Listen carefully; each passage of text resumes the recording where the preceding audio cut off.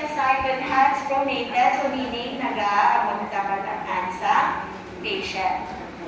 And able to identify use of position for physical exam or application to procedure. So usually, your supine position is used for what? Sa ano na siyang supine ginagamit? Okay? For physical exam of the anterior aspect of the body, ano kita sila yung anterior sa inyong anatomy? Front, the side, no? Face, neck, chest, breast, abdomen, anterior aspect to the lower extremity. So, kanang examinations done on your anterior part of your body. Also, when you check for the breast exams, no? Mag-check ka mo sa inyong breast. Next is so that is the first position, supine. So this is used for your lymphocyte staking, facial shaving, nail care, cleansing bed bath, and etc. Okay.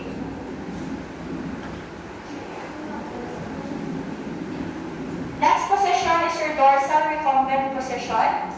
So instruct the client to lie flat and raise her back in a supine position with the knees bent and legs slightly separated.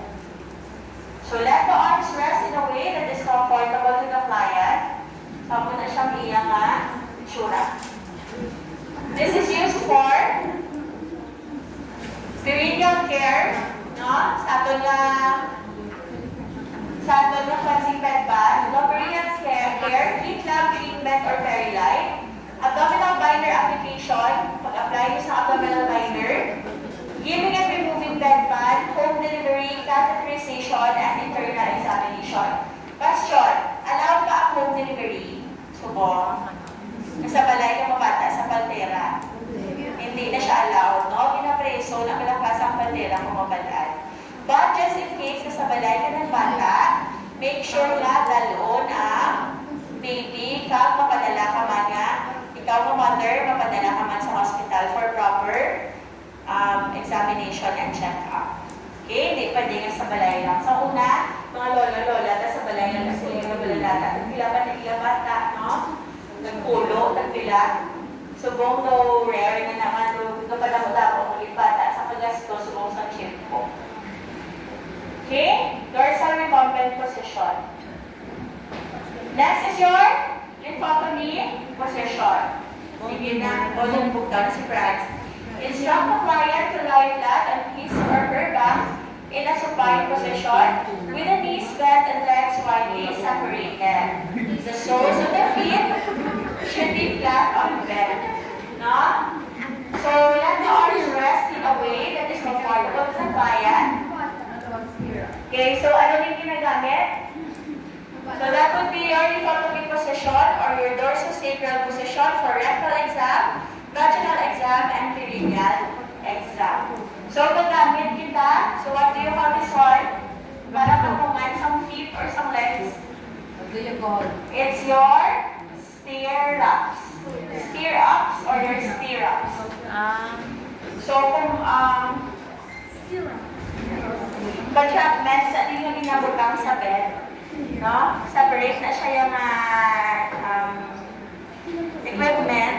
Itinatapin natin sa kilid para patungan sa feet. So, dapat your lithotomy position should be like this, no? Magbata. Para hapos mag-deliver sa naglumlagas. Bika kita. Para hapos mag-deliver sa baby.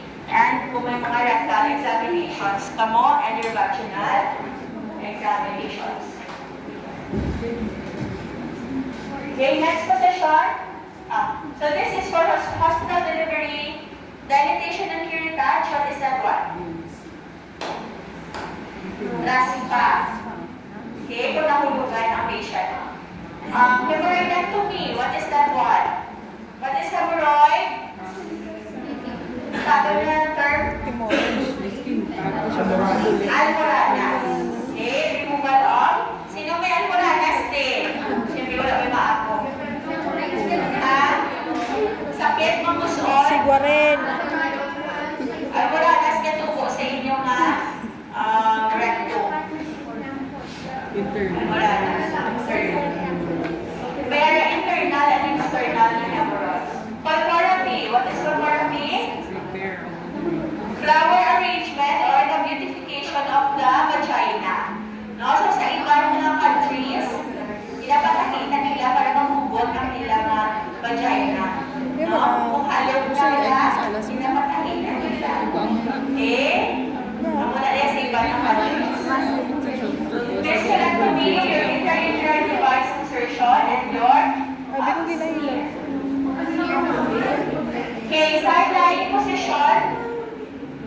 Sige. Miss Rose, side lying. Miss Rose na. Okay, side lying position. Kasama?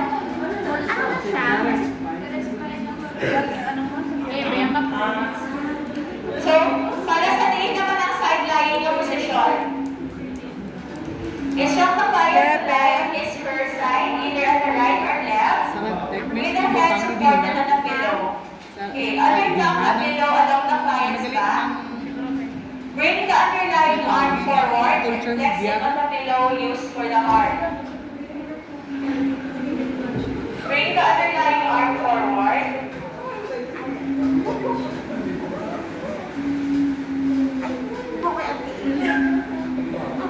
Bring top arm forward, flex it and rest it on the pillow in front of the body.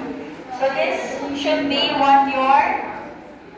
Okay, so mag-return demo kung class paposisyonon yung inyong pair sa proper body position. Okay? So, amo ni siya ang side lying. This is used for ano naman? Very good. Okay? And anything that involves ang inyong kilid.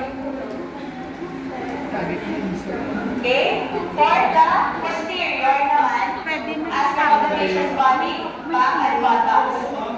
Okay? Tulog na lang.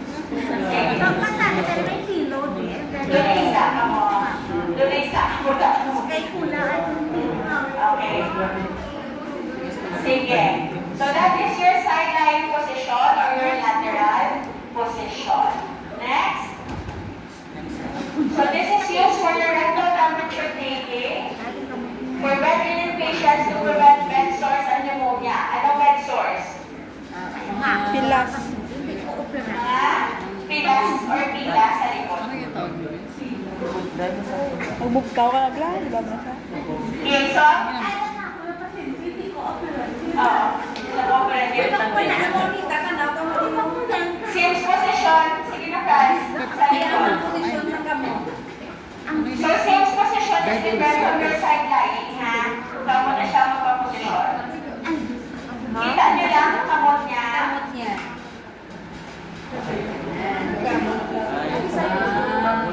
Kung madagdag ka sa building, miss. Oo, kung nagtag ka sa building, usually ito ka ang ginalisula. Sakto kita na explanation. Madagdag ka buka na matupa ka sa dalong. Okay? So, isang side lying or sims? What's that position? Side lying or sims? Sims position. That is used for your rectal examination, vaginal examination, your SS or cleansing enema, rectal temperature taking, and insertion of rectal suppository. Kita ka mo sa suppository, pinabutang sa bulig. Para makapagpusot, na-expose ang bata. Sulpot. Next position is your pose. So, very opposite ng pose, nakakulog. Sino lang yan ang tulog nila nakapa? Tanahan. Kung kay mo, Pa-remote ba? Magpamassage, no? So, examination of the posterior aspect of the body, spinal column, and your buttocks. Background, to promote good sleep, no magpamassage. Pipitin in the thigh using your popliteal artery, so pwede kita takang pa. And your administration of injection. Okay, favorite position, difference, your knee chest position.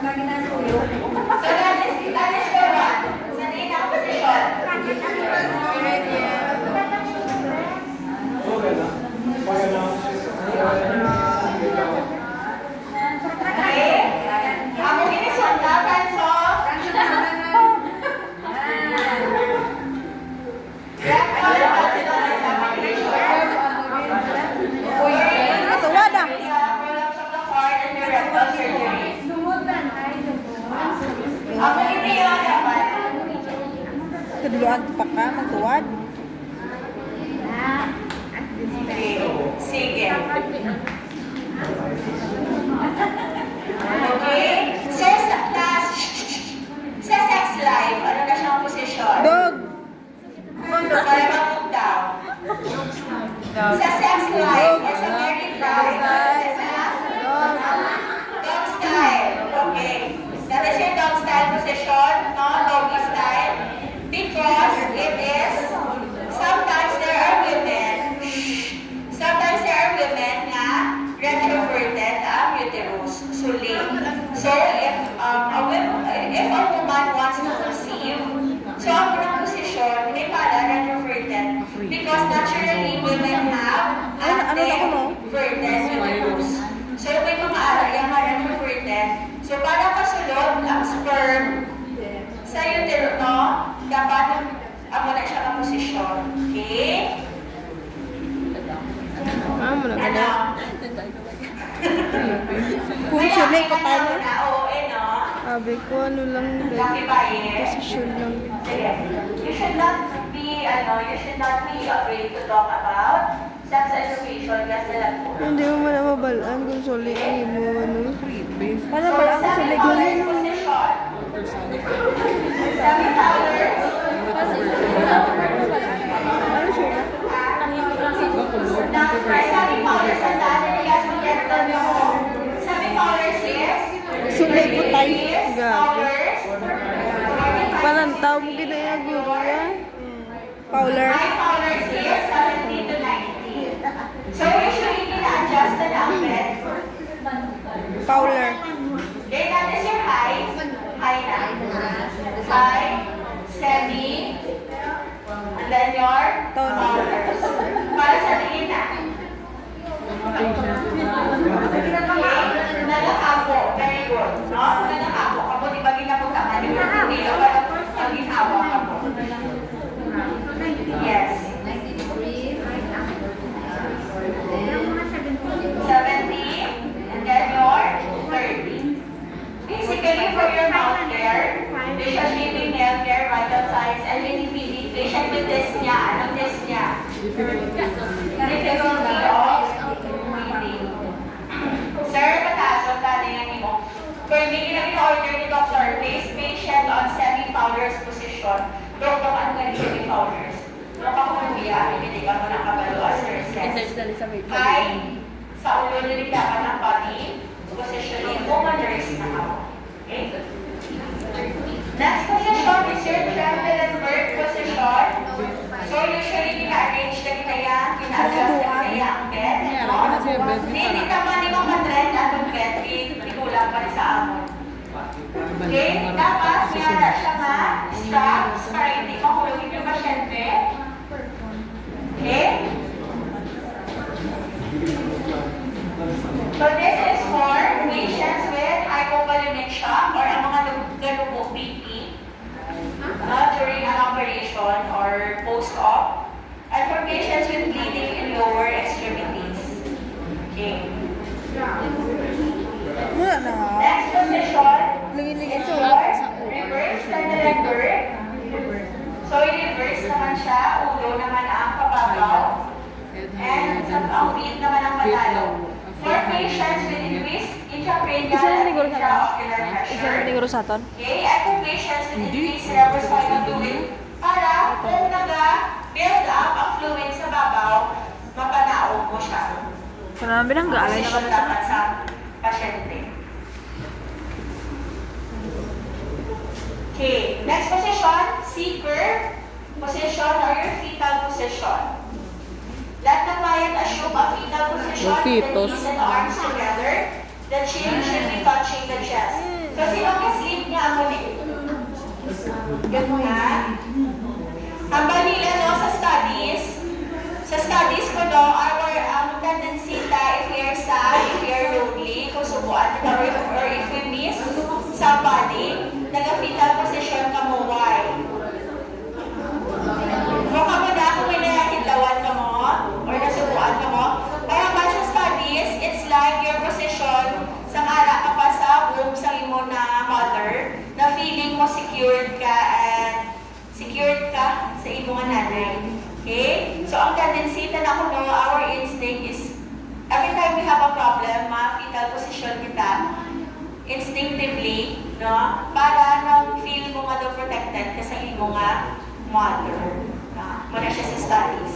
This is used for, para sa diin seeker, okay, for induction of spinal anesthesia or lumbar tap. Okay, so, para maka-anesthesia ang anesthesiologist natin and other procedures pa involving the spine. So, ano po gani? First na position, supine, Hindi. ano? Dorsal recumbent position, lithotomy. Ano pa? Side lying. Side lying. Sims. Sits. Prone. Knee chest position. Semi-fowlers. Ano pa? Semi-fowlers. Fowlers. Semi-fowlers. High fowlers. Ano pa? Trundle and bird position. Ang bird nyo permi kinasala. Ang bird. Trundle and bird. And your Reverse. Trundle and bird. And the last C is position. C curve position. So, tandaan nyo lang magbuha na sa inyong final exam.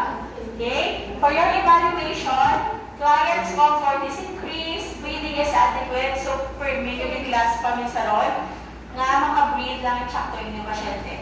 Joint movement is maintained, skin remains intact without evidence of breakdown, and body alignment is maintained. Okay, so, kung ano ka mo, mag-take demo na ka mo, you should be able to position your client or position your patient properly. You should be able to identify kung para sa diin na siya ng posisyon. Okay? So, alternate na. Ang mga procedures kung para sa diin na. Kung ay nakaposisyon, ano ang mga procedures na pwede nila ulahon. Ako na mag-repair demo ka mo sa inyong body positioning. Okay? So, matuwad kita muna sa isa. Sa inyong knee chest na posisyon. Okay? That's why it's important to provide privacy. Okay. Sige. So, we'll have a break time.